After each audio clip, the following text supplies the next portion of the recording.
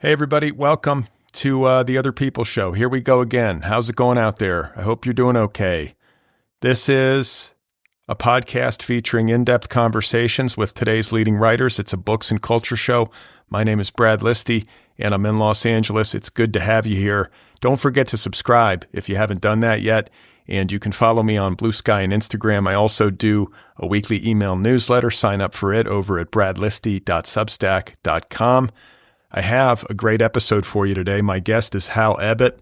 His debut novel is called Among Friends, and it is available now in trade paperback from Riverhead Books.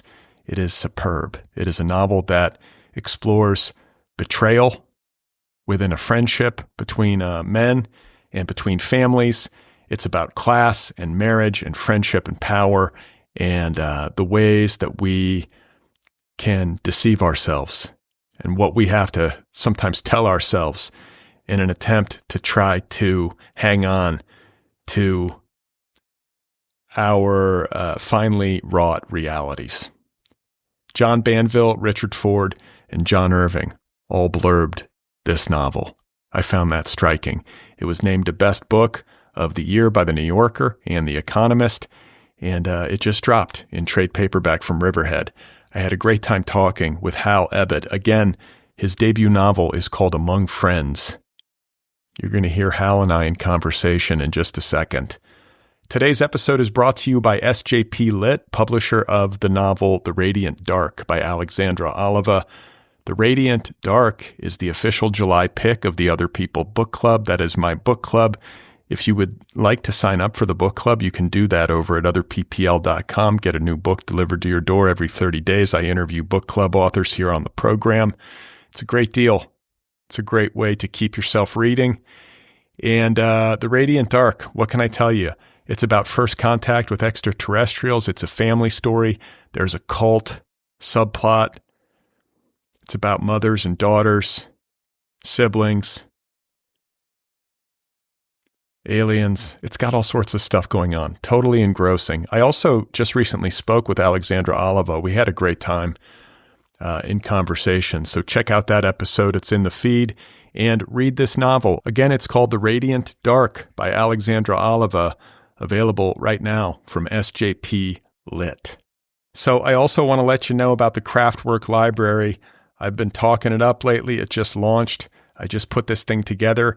The Craftwork Library is the new home for my exclusive Craftwork conversations about the craft of writing, the business of publishing, and the creative life. There are dozens of in-depth Craftwork episodes in the library.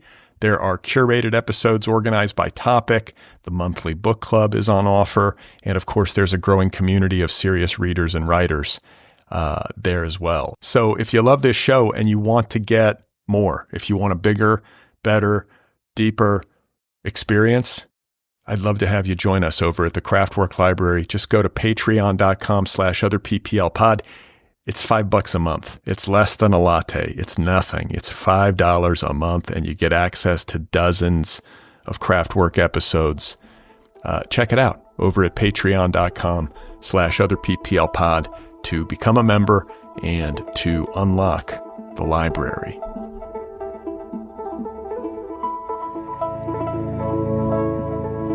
All right, so my guest once again is Hal Ebbott.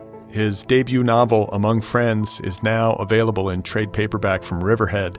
Hal lives in New York. That's his bio. He's a writer who lives in New York. That's all I got. That's all he's offering up. He's a man of few words when it comes to his bio. You're going to hear us talk about this in the conversation ahead. And he was great. We had a great time talking, and his novel is excellent. This is a writer to watch for sure, and I hope you enjoy listening to me and Hal Ebbott in conversation. One more time, his debut novel is called Among Friends. This is my conversation with Hal.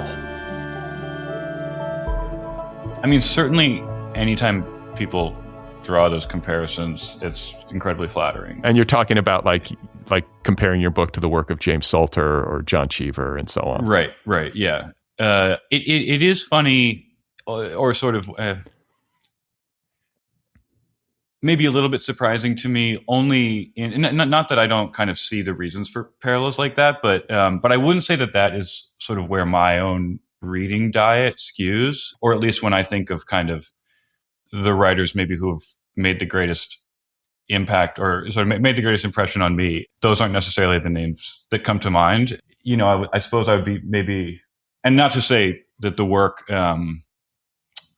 is necessarily more akin to theirs, but I would say people who I have just sort of spent much more time reading and maybe admire even more greatly would be like Shirley Hazard or Alice Munro or Paula Fox, who I think do deal in sort of like similarly domestic, like maybe slightly sort of like tamped down constraints. But yeah, I wouldn't say that, I certainly didn't conceive of myself as working in any kind of particular lineage. You're just trying to get the story down as truthfully as you can.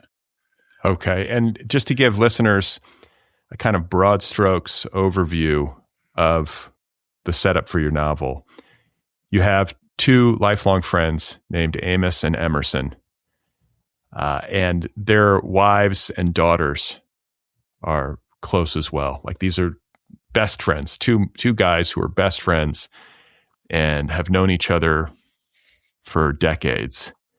And their kids have kind of come of age. I think their kids are the exact same age. Is that right? They both have daughters that are... Yeah, within a year. Within a year of each other, yeah. And so as the novel opens, or close to its opening, they are convening upstate at Emerson's house. He is celebrating his 52nd birthday, and they're all kind of getting together to celebrate. And we get to bear witness to these people in close quarters. Did I get anything wrong? No. Yeah, that sounds right to me as I remember it. And so there's something kind of familiar about this setup, the sort of well-to-do, kind of waspy people in upstate New York getting together at like a nice country house that's maybe a little bit ramshackle, but it's like super charming. This is my mind's eye of it anyway. And so I was like, okay, this feels like a familiar setup. But then like a terrible betrayal happens, something bad happens. And there is, beyond that, like maybe preceding that, a kind of air of menace that is present in the text and in what's kind of going on in these people's lives that you can feel as a reader. And so it's kind of this great mashup of the familiar and the destabilizing. And, I just want to say to listeners that Hal and I are going to make strenuous efforts not to talk in detail about this awful thing that happens so that you can experience it. But, it's hard to talk about this novel without going there. And I think that I found this book very engrossing and unsettling when it comes to this question of whether we can ever truly know another person, even somebody with whom we are super intimate, even somebody with whom we have maintained like a super deep friendship for years and years and years. And I'm wondering if that question was driving you. Certainly, I think that is a question that kind of is wrapped up in the novel's premise. And I know that people sort of they come to the process in all different ways. I think, when I conceived of this initially, I sort of had as the kind of initial throb this notion of this particular act, and kind of in the rough context, that it's one friend doing it sort of to another friend. And sort of it struck me as just kind of such a profound rupture that I think my attention was kind of drawn to the act itself in terms of both what are the conditions under which it could be, if not inevitable, at least, plausible to the world of these people, and then what would the aftermath of that look like? And so I suppose what I'm trying to say, I guess, is that I don't think that I had a kind of animating question so much as I was trying to understand the nature of an event like this, which in its way is horrifying, but then also sort of in, more terrifyingly, like somewhat, rote and commonplace as well. These are, we know many people with, stories such as this. So yeah, I suppose what I mean by that, I guess, is that it wasn't that these particular questions, at least consciously, were animating me. Though I do certainly see a question like that as being kind of central to to what the premise sort of demands of a reader. So I read in prep that you are not married, or at least you were not married at the time of the interview that you did that I read. No, I wasn't then, and I'm not now. And you don't have kids. I don't have children, no. This book is largely about two married couples who have kids.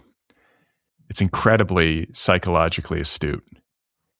And Amos, one of the main characters, is a therapist.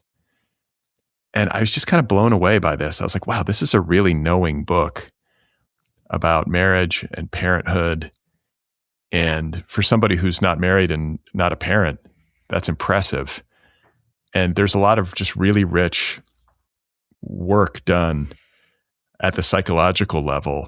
It makes me wonder if you have a background, like do you have an educational background, like a degree in psychology, or are you somebody who reads in that space a lot? Like, I'm just wondering where it comes from. Well, thank you. That's obviously very flattering. I will say, like, that of all the things, the comments and whatnot that people have made, the compliment, I suppose, if it even is a compliment, that I kind of, cherish most deeply, came from my editor, Sarah McGrath at Riverhead, who is just wonderful. But it was when we were first talking after she had read the book, and it said a couple things, and then at some point she just goes, "And I can't believe you're not a woman." And in some sense, that's the whole hope, is that you're able to kind of wriggle your way into this experience that isn't, directly akin to yours. To answer your question, no, I don't have any kind of formal training. I thought for years and years that I wanted to be a lawyer, from basically the age of like 10 to 22. So that was kind of what I studied as an undergrad, was constitutional law and ethics and religion, and I loved it. But no, I don't have any kind of technical training, as it were. What happened at age 22? I spent a summer working at a law firm in Midtown in New York, and I think saw firsthand sort of like what the work actually entailed, as opposed to the sort of high-minded conceptual jurisprudential stuff that was fascinating to me as a student. And I've said this before also, but I do think, and I certainly was not kind of this self-aware in every regard, but for some reason, I did grasp at that time, I think, the ways in which to be a lawyer would reward me for exaggerating the worst parts of my personality. And I think a kind of, tandem understanding was that this idea that you could sort of draw a very clean boundary between, who you might be at home as a husband or a father, and then who you were, sort of the muscles that you trained for the 8, 12, 14 hours a day, that those would just be the same, the same tendencies and impulses that you bring home, and you can't, that they don't just exist in these neat silos. And so that was when you were like, I think I'm going to pursue a career as a writer. Oh, no. Sorry. I actually didn't start writing until I was like 32. But that was when I decided I absolutely didn't want to be a lawyer. Then I taught high school for some years, and then eventually moved to New York and sort of did various and sundry things. And yeah, it wasn't really until like 31 or 32 that I started writing. Well, what happened at 31 or 32 that got you writing?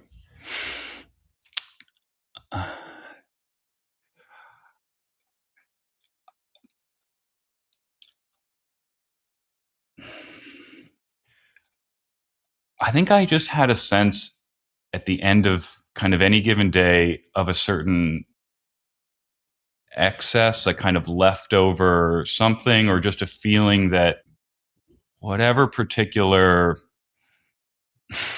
perspective or skills or whatever you want to call it, like that I might have, just I hadn't found sort of the most appropriate vessel for them. And that for me, I mean, I'm an anxious person anyway, but I think that feeling of sort of not having a sense of what it kind of what it adds up to, or sort of to what end it all goes, is a sort of recipe for a kind of anxiety and depression and whatnot. And I think I just had an instinct that, maybe this was the thing. Again, it's not at the time that I began, not an overwhelming conviction, but enough of an instinct to sort of give it a try. And I do think fairly shortly after that, I became convinced not that it would necessarily find its way into the world, but that I at least had to do it. Sort of, and by that I just mean writing in general. Like that, it was a compulsion at that point. Like I really had to do it.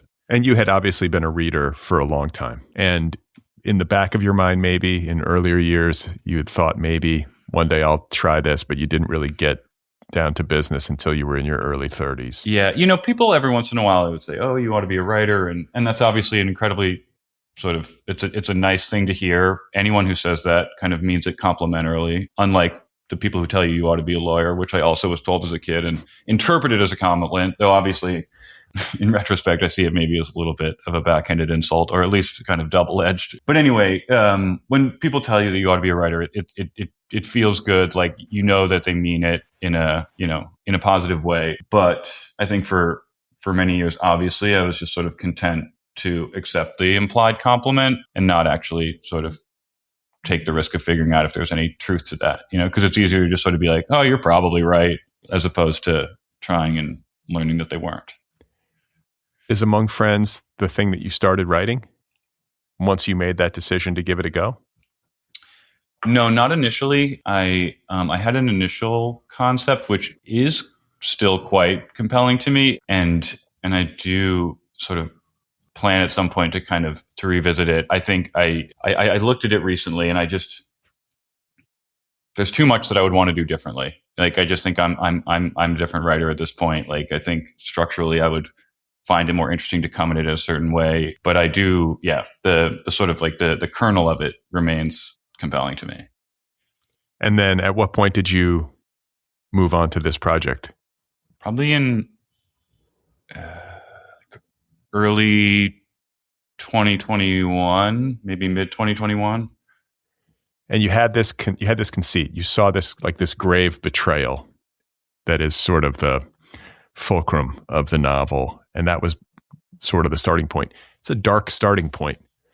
And you're venturing into like fraught territory. It's difficult stuff to engage with and to render. Did you ever have doubts like, oh God, I'm in over my head? Like, what am I doing? Or like, this is too bleak? Or did you have a sense of real confidence about it? I mean, just to break those questions up, I think obviously many, many times I felt in over my head, or like, I don't know what I'm doing, or, or this is no good, or I've like lost the thread of it. You feel outside the story kind of. I don't think that, and I don't know what this sort of reveals about me, but the sort of inherent bleakness of it, I don't think I ever found that to be a sort of a turnoff or a sticking point or whatever. Because I suppose as bleak as any particular act can be, the attempt to try to understand sort of the circumstances around it or the aftermath of it, like that to me doesn't feel remotely bleak. Like, I think there is a kind of essential sort of hope or a kind of abiding curiosity in that act that sort of makes it, I don't want to say impossible, but it makes it very difficult for me to think of something where like the act itself would be kind of so bleak that just even thinking about the people involved in it would be too much. I don't know. I struggle to imagine that. This book speaks to the maybe rarity. I don't want to say rarity because I don't feel like maybe it's as rare as people often make it out to be. But the friendship between Amos and Emerson is a male friendship that's intimate. And there's, I think, a line in the book, and I'm going to botch it, but it's like you're describing the way that they hug. And it's like, a sincere, like affectionate hug. And it's the kind of thing that men often aren't the best at, or like have a hard time doing, like with one another. And then I think some of the reviews that I've read have made note of like the epidemic of loneliness, especially maybe male loneliness, and how people, men of a certain age, often don't have very many close friendships. Is that something that you have given thought to? And I'm curious just like how this presents in your own life, like, do you have lots of close friendships with men? Yeah, I do. I do. And I know that, there's sort of all kinds of sort of pontificating about men's inability to emote either with each other or with women, like sort of the male loneliness epidemic, and so on and so forth. And I don't mean to suggest that there aren't kind of real trends underneath that. I do think this sort of idea of like men don't have any friends, men don't know how to have friends, men don't know how to have male friends. To me, that feels kind of facile and reductive, and certainly not. I don't see it reflected in my own life. So, I think it was in some ways more interesting to me to take two men who really don't have that problem. This friendship has all kinds of other issues, but like it's not hampered by their inability to say that they care for one another or love one another or to have a vulnerable conversation. Like they're in some ways quite good at that. And I think it's maybe more upsetting but certainly I think more, it's more interesting to take a friendship like that as opposed to one that sort of has a little bit more of a kind of flat bog standard quality to it in terms of just like, oh, these are two guys like who, they love watching video games, but when talk gets real, they don't know what to do. That again, it's like such people exist, I guess. Like they feel a little bit, feels like a little bit of a caricature to me. Again, kind of not, and I feel incredibly lucky for the friendships that I have, male and female. They really have been sustaining throughout my life. But yeah, so. Again, I think it just made the story more interesting to me, and frankly, rang truer to take two men who do, in some sense, really know how to be friends, and yet still find themselves in the position they do. Yeah, I mean, I think like to get back to this lavish compliment that I was paying you earlier about how psychologically astute this novel is, and how unsettling, is the idea that you could have two very close, lifelong friends, and then there could be this kind of rupture, this kind of like just unbelievable betrayal. And to make it feel to the reader believable and like emotionally and psychologically possible. And I guess what I'm getting at is that you do a very nice job of drawing the fault lines of this friendship, like however deep and however strong, there are these kind of fractures along the surface, and then it breaks. And it just made me wonder, like, I guess like all human relationships are like this. Like, is there really isn't a human bond that does not have these fault lines. If over time they're going to eventually be there, I guess, to greater or some anyway. I don't know about these. I don't know that they all have these fault lines. Right. And yeah, but certainly they all have some. And and I think we sort of live kind of in the perpetual hope that we don't find ourselves in a circumstance that tests them, like particularly along those fault lines.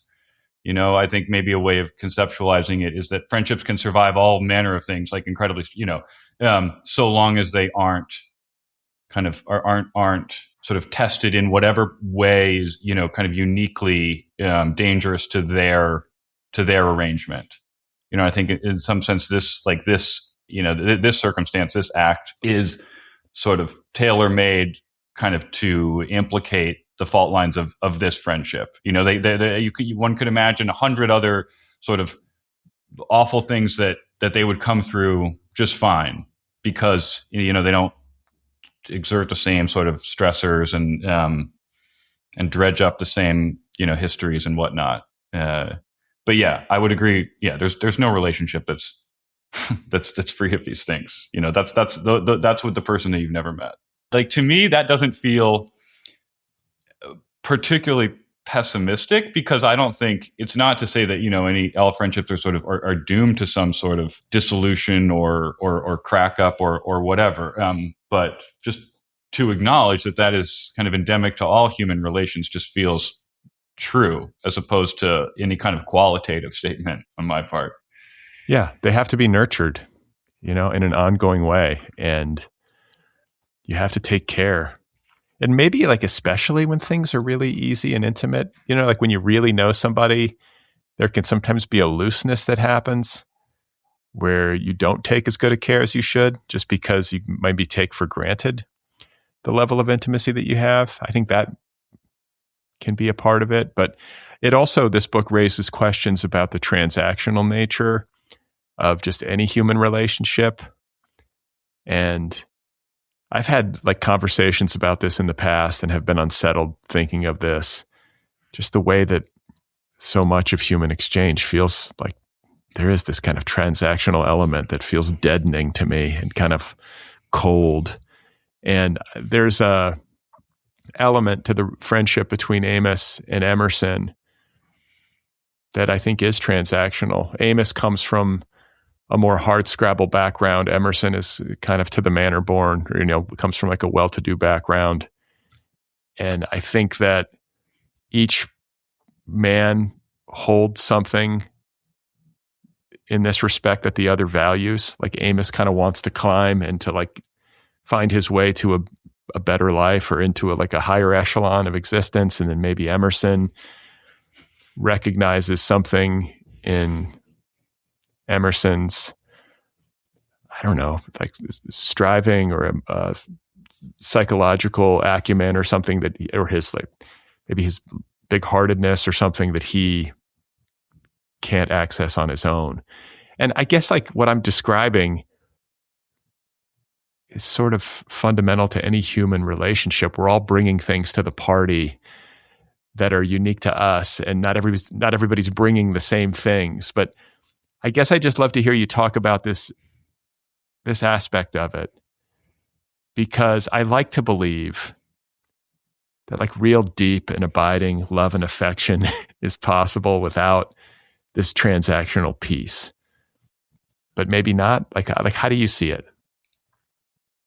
Well, certainly I believe in deep abiding love that is kind of like nurturing and sensitive and compassionate. In terms of, I think sometimes when we talk about transactionalism in relationships, it feels like there's this implicit kind of binary that either a relationship is or is not. And if it is, then it's wholly that, that sort of once there's a transactional element to it, that it has no other components, or that a relationship that is deeply loving is necessarily free of any kind of transactionalism. And that neither of those strikes me as true. And I think it feels more accurate to sort of my sense, both lived and observed, that there just always tends to be an aspect of each. Again, it's not necessarily the same distribution within any particular relationship, but there are just elements of that, like that it is just kind of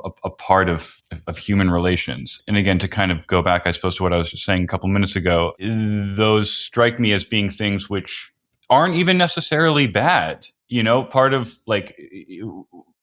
Part of what can be wonderful about loving someone is being able to give them something that they haven't had. I think, when I think about Amos and Claire's marriage, like, Amos grows up in this, circumstance of like, fairly profound neglect and just instability and whatever. And he and Claire have this conversation about, sort of her being so glad both that like she and her father are kind of able to just provide a circumstance in which he feels like the bottom isn't always about to drop out. And so recognizing that, there's something very clear-eyed about that, but I don't think any less loving. Like it would be crazy to expect that someone such as him growing up as he has, like, would not find relief in that. And that someone who loves him, who has the ability to provide that, wouldn't take some pleasure in providing it. So again, that feels kind of, as straightforwardly a quote unquote transaction as you might conceive of, but not one that is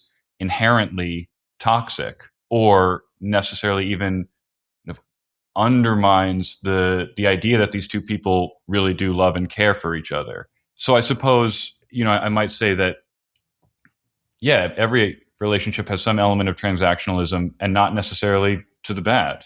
Well, I want to say that this classic feel that this novel has is paired with very contemporary seeming willingness to express emotions. The Amos and Emerson characters, I've seen the word millennial ascribed to this kind of openness and this comfort with, I don't know, like emotion and expressing emotion. And yet, if Emerson is turning 52, he's a Gen Xer like me. These are not millennials. So I feel like that might be an error. But I think that it's worth noting that the characters in this book seem to be operating in a world that harkens to these kind of 20th century novels that we talked about earlier. And yet the way that they operate feels very new and different than the way that characters of yore operated. Is that something that you were cognizant of as you were writing? I suppose in that the idea of a circumstance which is either brought about or kind of, greatly exacerbated by characters' sort of inability to talk about anything or to express themselves, that, maybe I suppose in some way just sort of felt kind of instinctually like sort of more well-trod territory. I think it honestly, in some sense, I suppose because you have this feeling that, when you're reading novels like that, the sort of the thesis there is like, well, if only they were able to just say what they were thinking, or express their emotions or talk about how much they care about each other, then all this could have been avoided. And I suppose in some way it's like a little bit more grim to think about, people such as these who seem actually fairly capable of that, and they sit around a dinner, like articulating their gratitude for the very friendships that they're there to celebrate, and able to say, when their feelings are hurt or when they feel, that they've been belittled or whatnot. And again, that is useful and good and healthy, but doesn't obviate the possibility of still succumbing to, certain competing interests or baser impulses or whatnot. So it just feels a little pat, I suppose, to sort of, to take the idea that it's a kind of waspy repression, which is a thing holding these people back from the better angel of their natures. Well, there's also like this theme that I recognize in the book involving like the exertion of effort versus effortlessness. There are people, I think, like Amos, who's had to really construct himself. And there's a guy like Emerson who seems to kind of have this innate natural confidence. Your book is very wise in its depictions of this. And I'm interested to hear you talk about it, because I do feel like there are people in my life who have had to sort of like painstakingly build themselves through trial and error. And then there are other people who seem to come out of the box with this kind of assuredness, or maybe they were born into luckier circumstances and they just don't feel, as you said earlier, like the bottom could drop out at any moment.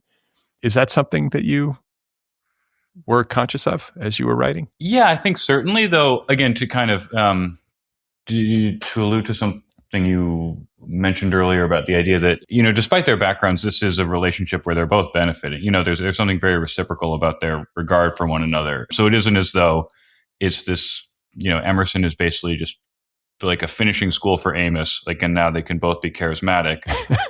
I think there's a real sense which, is maybe less intuitive, but does kind of come to the fore a little bit as the book goes on, that Emerson has a feeling that sort of Amos's presence, like the very fact of Amos caring for him, sort of bestows a kind of legitimacy, or is a sort of a kind of a rejoinder to a certain type of low self-regard that Emerson has, despite the kind of the grace or the sort of the eloquence of the way that he moves through the world. So yeah, I think there are just various types of effort and effortlessness, and they each have them both. I don't think it's just sort of like Amos is only striving and Emerson is only ease. It's just a question of sort of which ones are maybe sort of more obviously apparent, and then which sort of show up in subtler ways. Another thing that this book like made me think about is self-deceit, like the way that we talk to ourselves, the way we narrativize what happens, the way we narrativize who we think we are, and how, when you're in a circumstance like the characters in this book find themselves, it can be very easy, like alarmingly easy for people to deceive themselves. I'm also thinking of the choice that you made to have Amos be a therapist, which is this profession where you have to be, obviously really good at listening and kind of hearing people narrativize, and to put him in this set of circumstances where, these strengths of his come under such acute pressure. I don't know. That's maybe the most haunting aspect of your novel, is just the ways that people can lie to themselves.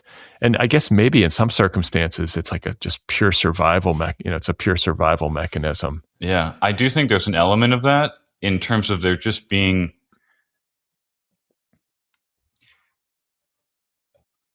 a kind of a need for a certain self-conception, a need for a certain basic self-conception in order to be able to, put your feet on the floor every morning. And the incentives, therefore, are so powerful to arrive at something like that, something that's workable for you and that you can live with. And I'm incredibly sympathetic to that. I mean, I think there are characters in this book who behave deplorably, like, and make decisions that, if I were in a jury box, like, I wouldn't approve of, but I have a deep well of sympathy for how wrenching a moment is that forces you into this choice, and I think people, in theory anyway, are just quite sure of how they would behave in a moment, when it's all kind of laid out in a dry fashion conceptually on a table. And yet if everyone behaved as they were so sure that they would,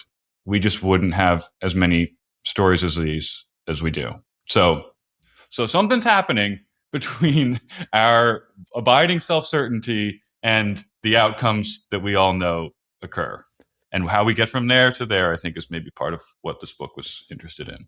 Well, and also, like, when there is like a big trauma or like a big cataclysm of some kind or another, a grief, everybody reacts differently.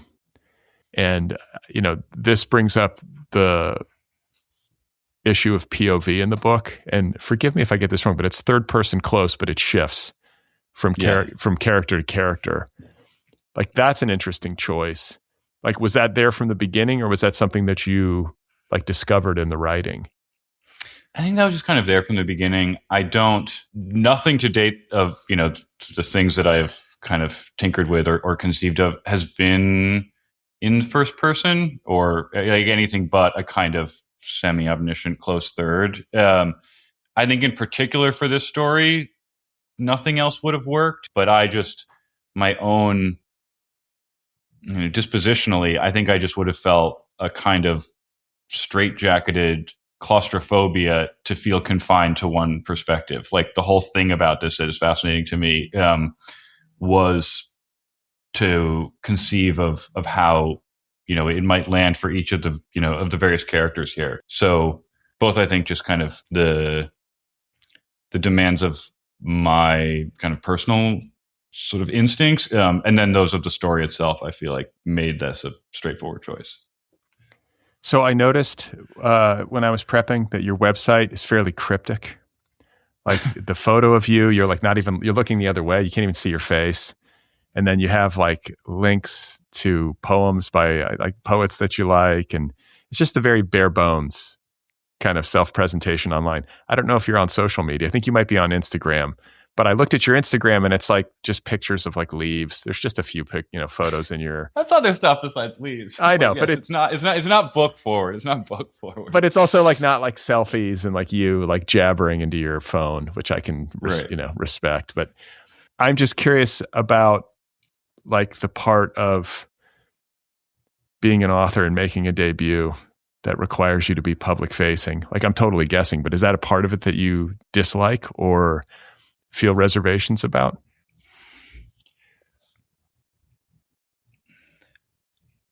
I think I just felt, and I suppose with the website, I would describe it probably more as bare bones than cryptic. It's not meant to be, But listen, in this day and age, people are so, like everyone's just showing their asses on Instagram. That's what I always say. I cannot believe what people share online. It's just, it's like the open faucet, and so I find it refreshing when somebody's a little bit more reserved almost these days. It's too much. Yeah, I think maybe if it was informed by anything, most of all, it was just a sense of feeling that I wasn't really relevant in any way. Like this hope that this is a story, like, people can read it or not read it, but a feeling of kind of wanting to be as uninvolved in that process or in their conception of this thing as I could be. So it's not that I feel kind of so shy or anything like that. I mean, I wouldn't consider myself like, I have no aspirations, as we were discussing earlier. I have no interest in being on TV or being famous in any regard. But when I think it came to this, there was just a feeling that kind of like that it has nothing to do with me. The story, the book, like I wrote it, but beyond that, it has nothing to do with me. And so I suppose maybe trying to underscore that point in some way. So can I ask you where you're from? Yeah. I grew up in Boston, in Brookline, which is like basically neighbors Boston. But I've lived in New York for 14 years now. Do you come from an artsy family? No, not really. Yeah. No, I wouldn't say that. Well, I have two other siblings, one of whom is very creative, and was in Second City in Chicago for a long time, and now lives in LA and is kind of continuing to sort of pursue that type of stuff out there. But I wouldn't say growing up that was a real big part of our childhood. I hear that a lot. Not always. Sometimes people, it's like, they don't fall far from the tree. But I often talk to writers who are like the outlier in their family. Like the first writer or like the only person who's doing anything remotely creative. Do you have a sense of why? Like when you narrativize yourself, like, is there a formative event that you can point to where you feel like, something happened and this maybe set you on your course? I don't think so. I suppose it would be tidier if I did. I think, and this is, I'm sure, in part why the idea of being a lawyer was appealing to me at a young age. Just a sense of there being a kind of a power in language, a feeling of an ability to sort of, that words might be a way to kind of affect a sense of control or order in things. And it's funny, I do actually, certainly I wouldn't claim this as any kind of moment where I thought, I'm going to be a writer, but I have thought of this before, actually, as a moment of just in a kind of deep, visceral way as a kid, grasping sort of what one word could mean relative to another. And for whatever reason, and I couldn't tell you why this is the case, but growing up in our house, we just always called the refrigerator the icebox. And it was one of those things as a kid where you would never guess, you never second guess that. It just is the word. And I can remember being on the playground in, I don't know, say maybe first or second grade. And I must have used this word in some kind of inadvertent way, like totally innocently and unbeknownst to me, like sort of revealingly. And a couple other kids being like, what the fuck is an icebox?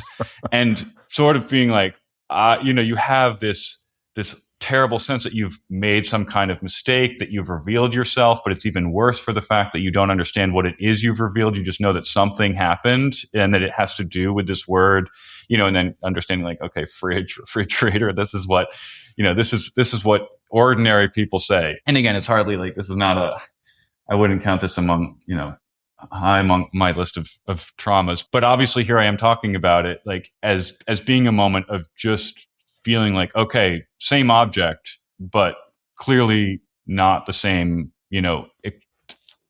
effect that is created in the world by calling it one thing as opposed to another. And you're, as a writer, mostly self-taught?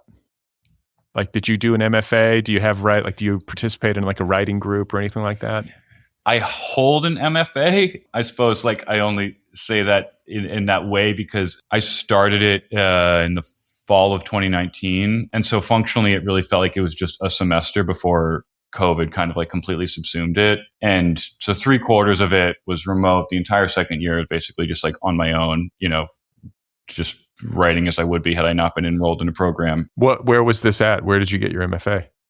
At Parsons, at the New School in New York. And yeah, so again, it feels somehow less accurate to say that I did one, at least like in any context where I find myself, someone asking me if I think it's worth it or not. I feel like I don't feel qualified to speak to that just because I didn't have the experience that they would be having if they were to get one now. Yeah, that was an odd set of circumstances. Yeah. Yeah. And I think, again, I remember from that time, I was so much in the news about school closures and what it means for students at the time. And obviously most of that is referring to kind of like, K through college, but I was consuming that with great interest, as a former teacher. But there was a moment where it kind of dawned on me. I was like, oh wait, this is also sort of about me too. Like I'm in school now. And I mean, even whatever, that lag is its own kind of evidence of the fact of it's, my feeling kind of like somewhat sort of alienated from that experience. So again, yeah, I think, having kind of no background, having not taken a single literature course in all of college, like I probably would have stood to have, if not benefited, at least really enjoyed like a full program. But yeah, it was not to be. Was there any like benefit that you can see to the fact that you were kind of on your own? I mean, I've heard it said that it's like good. Like some of the best writers are writers who don't have this kind of academic background in literature, didn't take a bunch of literature courses or sit around a workshop.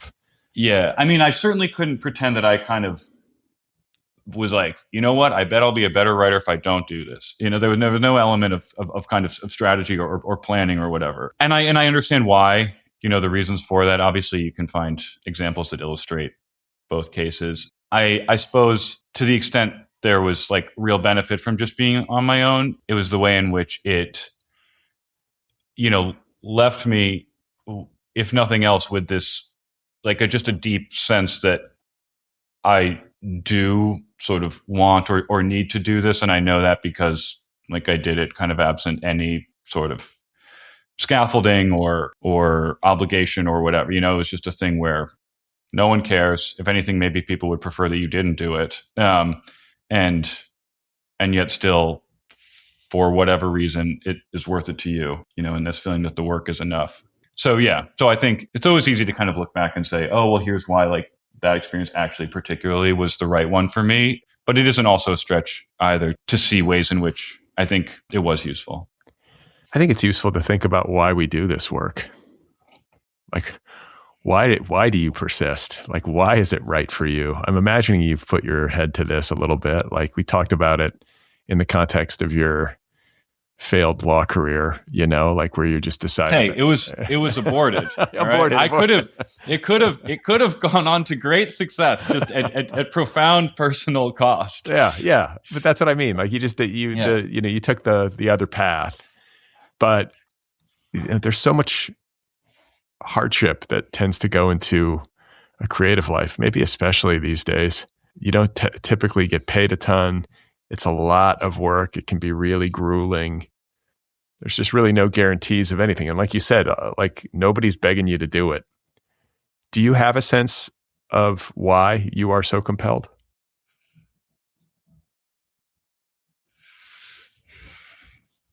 I mean, I love people.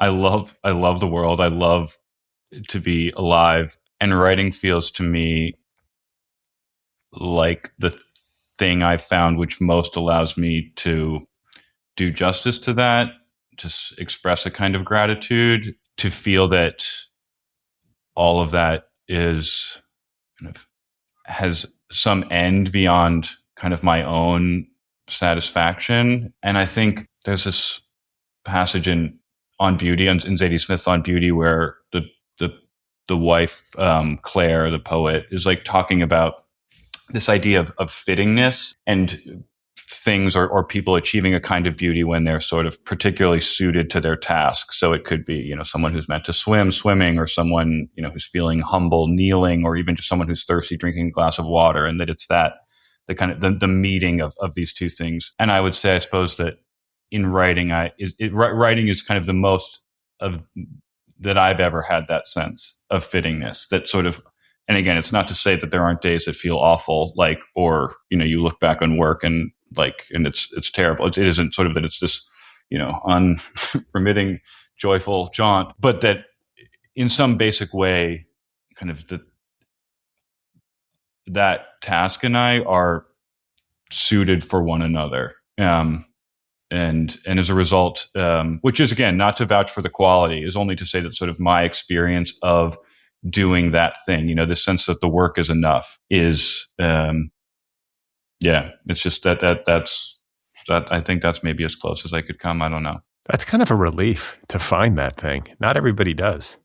Oh, a profound one. And, you know, that's what I was saying earlier, sort of like the absence of it is, for me anyway, like a recipe for anxiety and depression, and just a sense of sort of not flailing so much, but just to get to the end of the day and just feel like you have all this leftover something and that you don't quite know to what end it ought to go is, again, it takes such a profound cumulative toll that I think, you know, to your point, there are obviously plenty of things that come along with this, you know, whatever, financial and otherwise. And I suppose, and, you know, of course, I feel extremely grateful for the book to have found the homes that it did.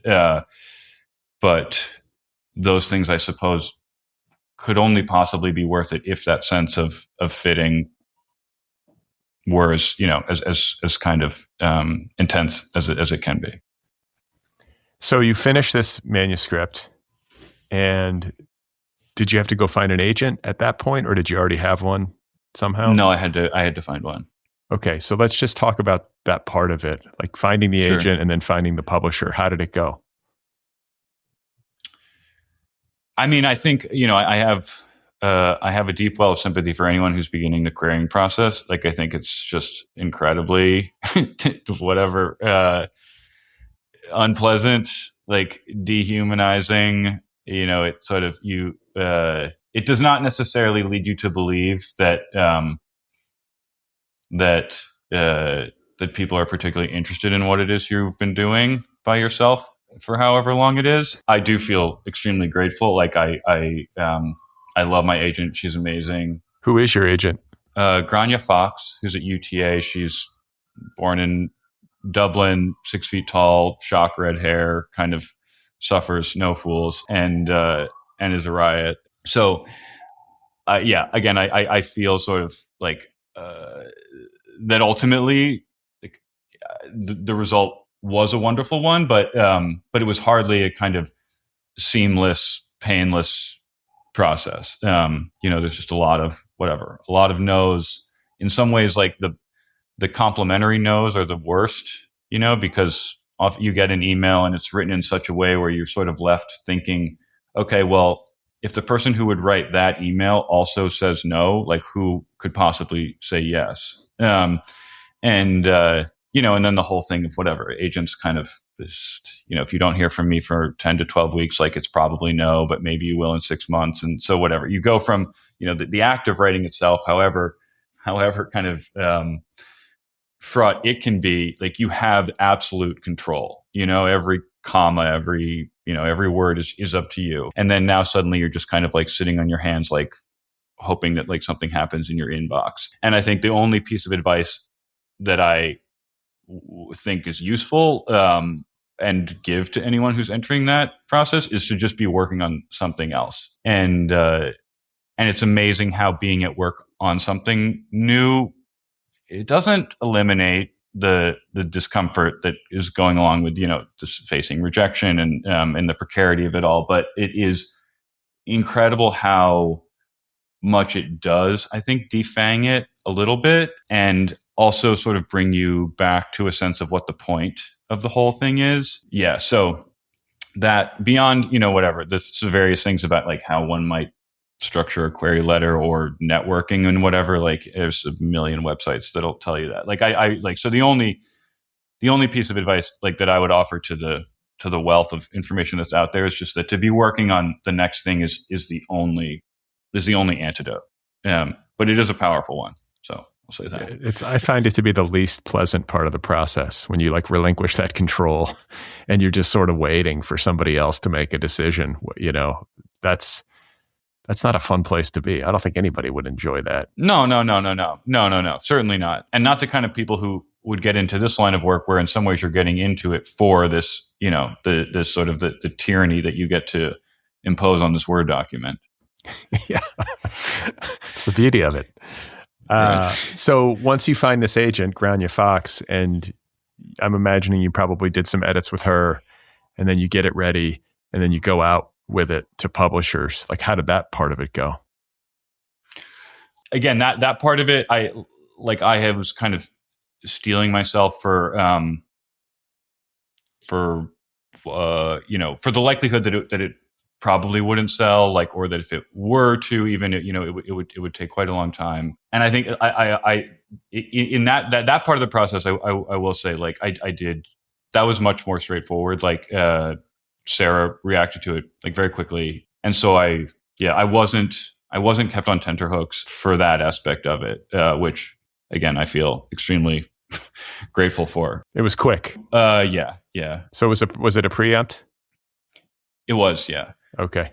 And again, we had a wonderful conversation, like they seemed like her list of authors is incredible. And it just seemed like, whatever, you feel already kind of through the looking glass at the thought that this is going to have any home, and like will be between hard covers, like in some part of the world, that, yeah, you have to sort of remember, I suppose, or try to remember, like, oh, okay, like they're not doing you a favor. Like they feel that they want this thing too. But still, yeah, Riverhead just seems like, as wonderful a place as I could have hoped to land. So you get a call from Grania, I would imagine, that there was an offer. Yeah, she sent me an email that said, oh, hey, Sarah McGrath would like to set up a call tomorrow. Like, do you have time? Like, okay. Well, first of all, like, I don't know really what a call means. Like, you assume it's not bad news, but like, don't have a sense that it, like, then Grania and I spoke, like, and she was sort of like, okay, this is what this is probably about. But yeah, there was just that was a really, a kind of crazy whiplash, because it hadn't been out for very long, and I think you're just this is whatever, I feel like I have I'm do this to a pathological degree, but sort of always managing my expectations down, assuming sort of like that the worst is what's the most likely, and to have sort of worked on such kind of overdrive to steel myself against those possibilities that there is a discombobulation when suddenly you're like, okay, wait a minute, maybe that was wrong. Like, holy shit, this is actually working.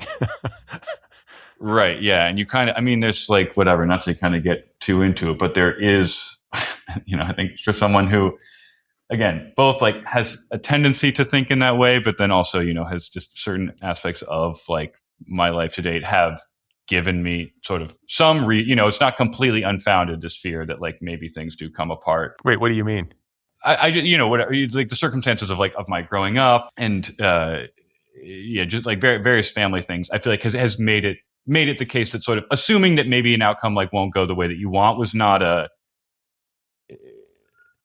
like there was some justification to that. Like my history sort of has felt like it kind of illustrates that fact. Well, listen, if you're a writer and you've done any submitting or even gone through, like you said, the querying process, you're probably going to be predisposed to feel like things might not go the way you hope. I mean, yeah. No, totally. I mean, I'm thinking sort of like kind of more foundational, like whatever family, childhood stuff. But like, even so, all I was going to say was that there is a kind of, there's something very destabilizing about a type of good news, which of course is not to undermine like the goodness of it and my relief for it and how grateful I am and continue to be. But it kind of rocks your sense of self almost, or can, if you've come to just sort of expect a certain kind of thing from life. Well, but it's also an affirmation. I mean, you talked earlier about this kind of awakening or epiphany that you had about the work, you know, this kind of getting to the end of the day with all this leftover stuff that you didn't quite know where to put it. And then you start to do this work. And what did you call it? Like the fitting, you know, this experience of things fitting and feeling like you'd found a way to exist that like made sense to you on your terms, like creatively and just as a human being. And then to go out with this thing when it's done and to have this kind of rapid positive response, I have to believe it was a kind of affirmation, or you could take it that way. Like, okay, I'm on the right track. Yeah. And that's definitely the most logical way to take it. And I'm sure there was some of it, but I just think, you know, again, people, the kind of squirrely, like subterranean, whatever chambers of the psyche, like it doesn't always, it's not always so like cut and dried. So as good as it is, like there's also just, and I think this has only kind of been apparent to me maybe more recently, but just a way in which that was, yeah, I think, you know, destabilizing is both a sort of overbroad word, but I also think somewhat accurate. There's just, it challenges a self-conception that you've just kind of come to take for granted for a long time without even realizing that you take it for granted. Well, it's a very impressive debut. I'm not surprised that somebody snapped it up. And you spoke earlier about like the antidote to, you know, anxiety and ennui during the submission period or the submission process is to be working on the next thing. I got to believe you're working on the next thing. Like, can you share even like the broadest strokes? I know you're not going to tell me about it. I just get that from you. There's no way you're going to get into detail about what the next thing is. Does anyone? Sometimes, yeah. I mean, but more often than not, people are like, I don't like to talk about it, you know, and I get that. Yeah, I think there's a sense like, and it's not sort of any kind of, I think the reluctance, at least from me, doesn't follow from a feeling of, I don't know, scooping yourself or whatever, so much as this, when it is nascent or not fully realized, there's this feeling that to articulate it aloud, it dies a little bit, or it forfeits some degree of kind of a radiance and a poignancy that is really valuable to you when you're in the sort of the muck of it. So yeah, I certainly am trying to work, and I suppose maybe similarly to this project, it arose from a feeling of a kind of like an initial concept or circumstance that just struck me as really potent, and where sort of no matter whose side of it I considered it from, it just sort of felt like it only kind of grew thornier and more complex. So it definitely feels kind of similar in that regard, but also, one would hope anyway, different too. And yeah, I don't, you know, it's no one's bought it yet. So right now it's just a thing that it's just a Word document that I care a lot about. You just said a lot without saying very much. Congratulations. Okay. It's kind of like Among Friends, where there's like a situation between people that you found very compelling, and you've just been building out from that. Right? Yeah. I mean, I think, you know, whatever, like I as a reader, am sort of like, I feel like I'm in it for sort of characters and sentences. And I think just sort of when I'm at work too, like, you know, character and you know, the feeling that the people on the page are true and warm blooded. Like that's all I care about. Well, congratulations on this novel. It's excellent, and I'm glad to get the chance to talk with you. You're not quite as cryptic as I was expecting. Well, I'm glad to hear that. And no, truly, thank you for having me on. All right, there we go. That was my conversation with Hal Ebbott about his debut novel, Among Friends. It is available now in trade paperback from Riverhead Books. It is a superb debut novel, very impressive. And I had a great time talking with Hal Ebbott. If you want to find out more, just go to his website, halebbott.com. Though you're not going to find out all that much more. There's not much there. He's a man of few words. Is he CIA? I don't know. He also has an Instagram. One more time, the debut novel is called Among Friends by Hal Ebbott. Go get it. Read it.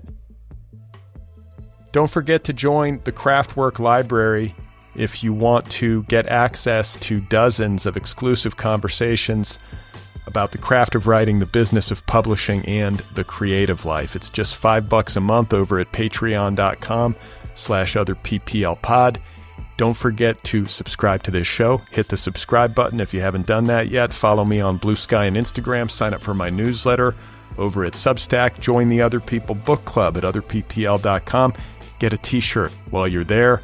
And if you have 2 minutes and the spirit moves you, please give this show a rating wherever you listen. It helps in the algorithm. It helps people find the show. It helps the show find new listeners. Do you know what I mean? So rate it, review it. It takes 2 minutes. It really makes a difference.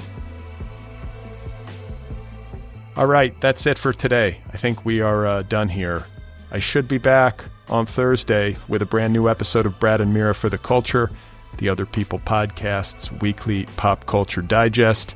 As always, I will, I hope, be joined by my millennial friend and co-host, Mira Gonzalez, and we'll try to assess what's going on in the popular culture. It's a hangout show. It's meant to be loose and silly, like a break from serious things. So if that sounds good, check out the new Brad and Mira episode on Thursday, and we'll see you then. All right? All right. Stay tuned.